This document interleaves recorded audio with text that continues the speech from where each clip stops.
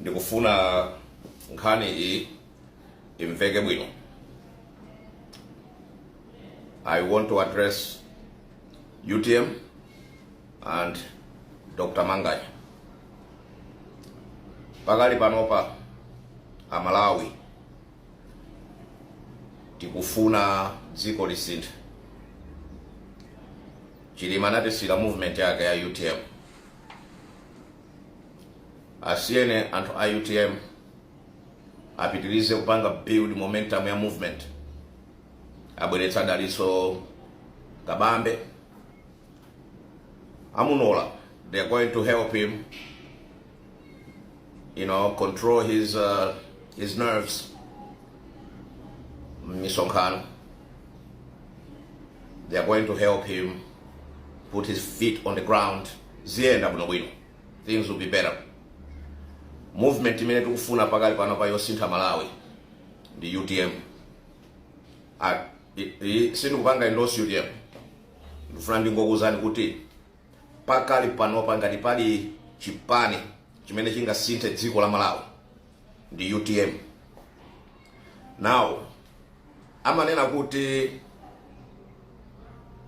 mukamapanga build movement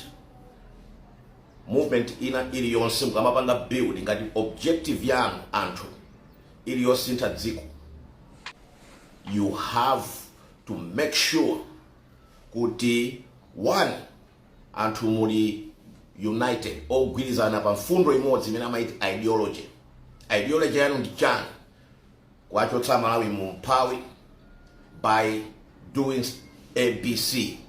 Ngati ili economy mauza kuti okay tikufuna tichoke from IMF begging mango pempha ndrama kwa azungu, ndikupanga invest in Malawi natural resources kuti ifeo tizipanga ma mine, agriculture, export, manufacturing, zonse zimene tizipanga ifeo zizichokera Malawi using our raw material. Imene ndi ideology imene imapanga build dziko. Ndi mkulu uyu akukayima pa nsanja ndikumakuwa pamene pachapa anzake atuluka mu alliance kale. Atuluka mu alliance anakuti ife sitikufuna tipange alliance iyi tipitirize, sikupanga share ma ideals a UTM. Ndi ife tatulukamo chifukwa yoti anthu awawa anampanga chipongwe leader and founder wa UTM Dr. Saulos Chilima. Mkulu uyuyu wakhazikika komweko chifukwa chokuti wayamba kuja moyo wake wokusintha sinanga boma limpatsa china chilichonse including pension which we have to review kutsogolo. Akupita pa nsanja mkulu amene ndikumakuwa pamene pacha kuti ineyo achiakwera anandipanga appoint chifukwa chokuti ndimadziwa kupempha ndrama kwa azungu.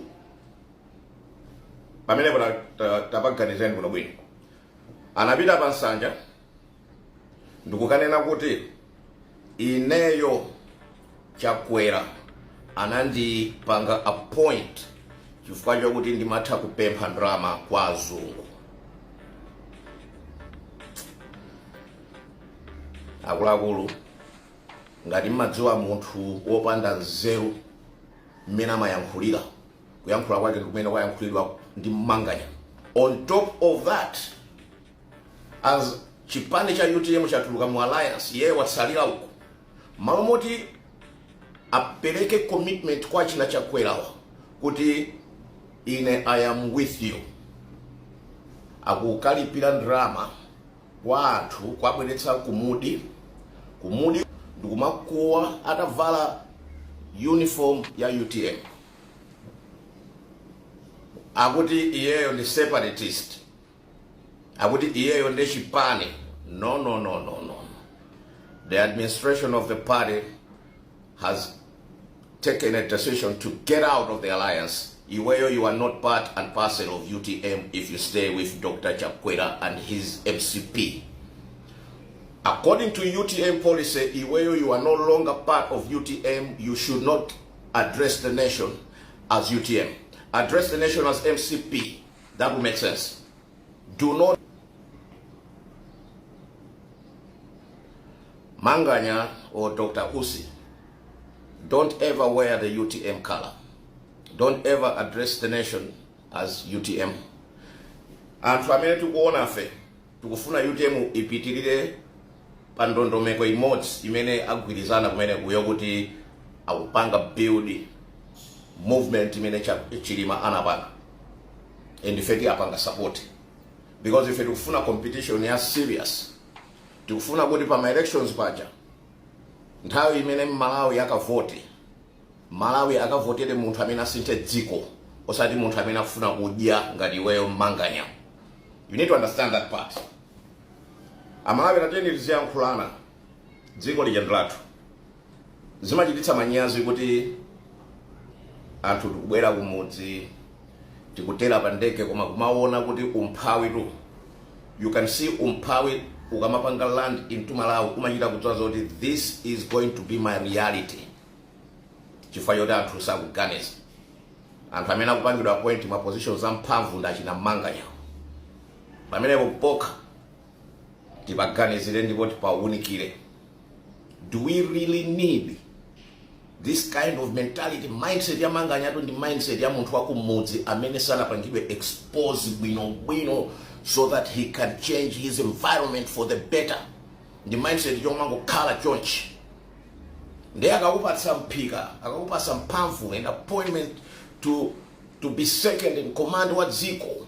The mindset yako yakumudzi ija umakanika kuyendesa dzinthu, kuyendesa dziko sungayendetse, because this machine, government in machine. Government imafunika anthu amene they are intellectually exposed and are in the finesse. Osati zomangoti basi tifanye kuduli pa mpando ndekuti zinthu ziyamba kuyenda. No. Kumusiku kuli ma accountants, my economists, my lawyers, anthu anzeru zawo. Akakuona wewe kuti iweyo mutu wako ulibe leadership, akupanga manipulate ndikukuononga. That's why ukumapita pa nsanja ndikuyankhula kuti you are an expert at begging. That's why the president appointed you. I would like anthu aku UTM mupange issue cease and desist kuti Manganya asazapange so address anthu ngati UTM. Zimenezo mupange daliso kabambe mpange ni train kuti azitha kupanga communicate ndi anthu ali ndi ma qualities, mind yake maganiza bwino. He's been there in positions where he can run an economy. Let us help him and build a man that has a vision. Osati anthu ngati wawa muzapanga sense from the beginning. Mene amaganizira sikuti Manganya si munthu wabwino. I'm not saying that. I'm just saying kuti ndi munthu oyipa when it comes to betraying the spirit of a man that appointed him to that position. Disloyalty means kuti wewe ndiwe traitor. Manganya is a traitor. Dr. Usi is a traitor. He shouldn't be anywhere near UTM or addressing Malawians as UTM.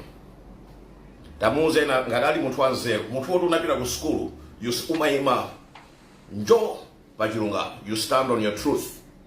Awuzeni achakwera kuti inenda joina NCP. Tasi yena anthu UTM apitirize kumanga movement yayo ife tikufuna chipani cha mphamvu chilowe mboma. And UTM itha kulowa mboma.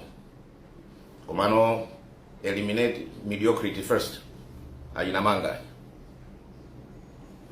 Now I'm going to work. Salute